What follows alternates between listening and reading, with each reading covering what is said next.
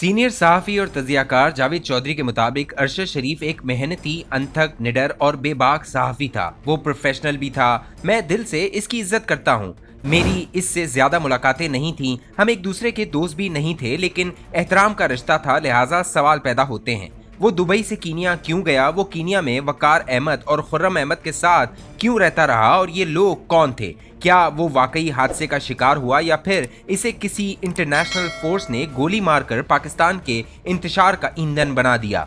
मियां नवाज शरीफ एक वक्त में बेनजीर भुट्टो और आसिफ अली जरदारी के खिलाफ मुकदमात बनाते हैं और फिर इसी बेनजीर के साथ मिसाके जमहूरियत करते हैं। चौधरी ज़हूर इलाही जनरल ज़ियाउल हक से वो कलम मांग लेते हैं जिससे उन्होंने जुल्फ़िकार अली भुट्टो की फांसी की तारीख तय की थी और फिर इन्हीं के साहबजादे आसिफ अली जरदारी के साथ सियासी इत्तेहादी बन जाते हैं। जनरल मुशर्रफ एक वक्त में दावा करते हैं बेनजीर भुट्टो और नवाज शरीफ मेरी मैयत फलांग कर ही पाकिस्तान आ सकते हैं और फिर वही मुशर्रफ मोहतरमा के सामने बैठकर NRO पर दस्तखत करते हैं और नून लीग के वुज़रा से हल्फ लेते हैं। और इमरान खान एक वक्त में शेख रशीद को चपरासी बनाने के लिए भी तैयार नहीं होते और फिर वही शेख रशीद इमरान खान का दायां बाजू बन जाते हैं। चुनाचा याद रखो, रियासत, हुकूमत और सियासतदानों की सच्चाइयां बदलती रहती हैं। हम सिर्फ सहाफ़ी हैं। हमारा काम रिपोर्ट करना और राय देना होता है। हम कमेंटेटर हैं, खिलाड़ी नहीं हैं। हमें पार्टी नहीं बनना चाहिए और आपने खिलाड़ी बनकर पहली गलती की और अब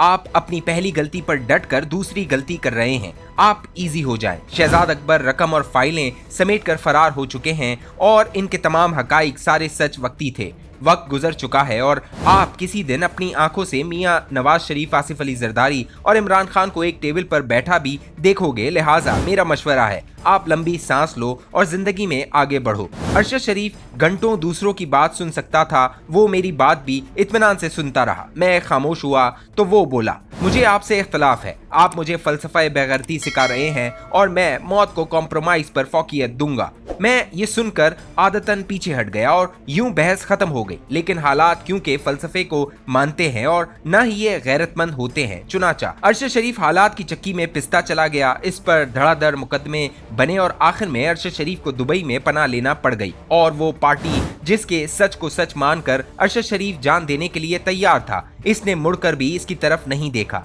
आज इमरान खान दावा कर रहे हैं मैंने इसे बताया था तुम्हारी जान को खतरा है, लिहाजा यहाँ से निकल जाओ। ये बात अगर दुरुस्त थी तो फिर इमरान खान से सवाल बनता है, क्या आप अरशद शरीफ के लिए दुबई से बरतानिया, यूरोप या अमेरिका के वीजे का बंदोबस्त नहीं कर सकते थे? इमरान खान आलमी शख्सियत हैं, क्या ये अपने किसी दोस्त से कहकर इसे दुबई से किसी महफूज मुल्क में शिफ्ट नहीं कर सकते थे? आपने इस वक्त इस बेचारे को हालत के रहम व करम पर छोड़ दिया था, लेकिन आज आप इसका ताबूत उठा उठा कर फिर रहे हैं। आपको शायद अपनी सियासत चमकाने के लिए जिंदा अरशद शरीफ नहीं चाहिए था, एक लाश चाहिए थी और आपको वो मिल गई। और अब आप इस लाश को सियासत के चौराहों में रखकर बेच रहे हैं। आपको अगर वाकई अरशद शरीफ से हमदर्दी थी या आप अगर वाकई इसे पाकिस्तान का सबसे बड़ा सहाफ़ी समझते थे तो आपको इसका हाथ इस वक्त पकड़ना चाहिए था जब इसे आपकी जरूरत थी। आप इसे दुबई से मलेशिया ही भिजवा देते। महातिर मोहम्मद आपका उस्ताद था, या आप इसका राब्ता डोनाल्ड ट्रंप से करवा सकते थे जिसकी इलेक्शन कैंपेन करके आपने अपने मुल्क की सिफारतकारी तबाह कर ली, या आप दुबई हुकूमत ही से बात करके अरशद शरीफ के लिए स्पेस पैदा कर लेते, या फिर आप सदर आरिफ अलवी को दरमियान में डालकर अरशद शरीफ की वापसी का रास्ता खोल देते।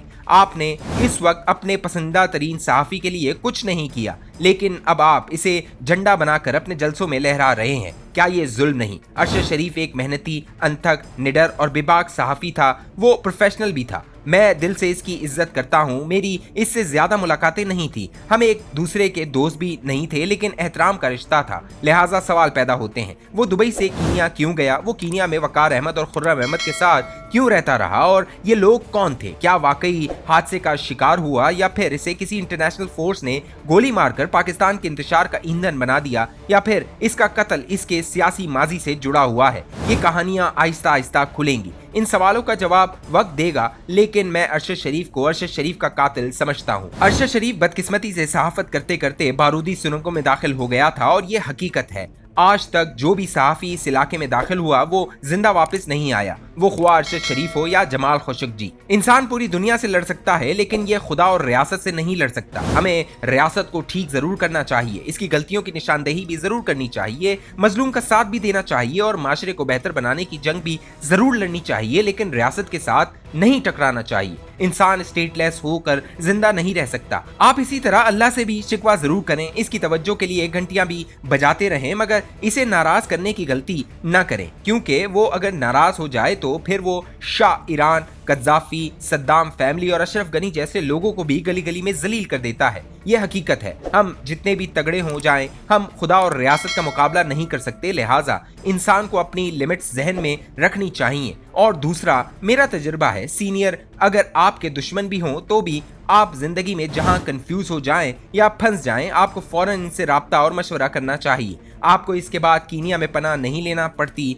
मुझे जब भी मशवरे की जरूरत पड़ती है, मैं अपने इन सीनियर से भी राब्ता करता हूं, जिनके साथ मेरे ताल्लुकात ठीक ठाक खराब होते हैं। और आप यकीन करें, मुझे आज तक किसी ने गलत मशवरा नहीं दिया। काश अरशद शरीफ भी मुजीबुर रहमान शामी, अताउल्लाह कासमी, तलत हुसैन या हामिद मीर के पास चला जाता, या ये शकील अंजुम और अफजल भट्ट के पास आ गया होता, तो शायद हम आज इसका जनाजा पढ़ रहे होते। और शायद गलती हम सब की भी है, हमने भी इसको अकेला छोड़ दिया था। काश हम ही आगे बढ़कर इसे रोक लेते, हम ही इसे समझा लेते, लेकिन शायद हम भी तमाशबीन हैं, हम भी इसकी सूरत हाल को एंजॉय कर रहे थे। अफसोस हम अरशद शरीफ को नहीं बचा सके।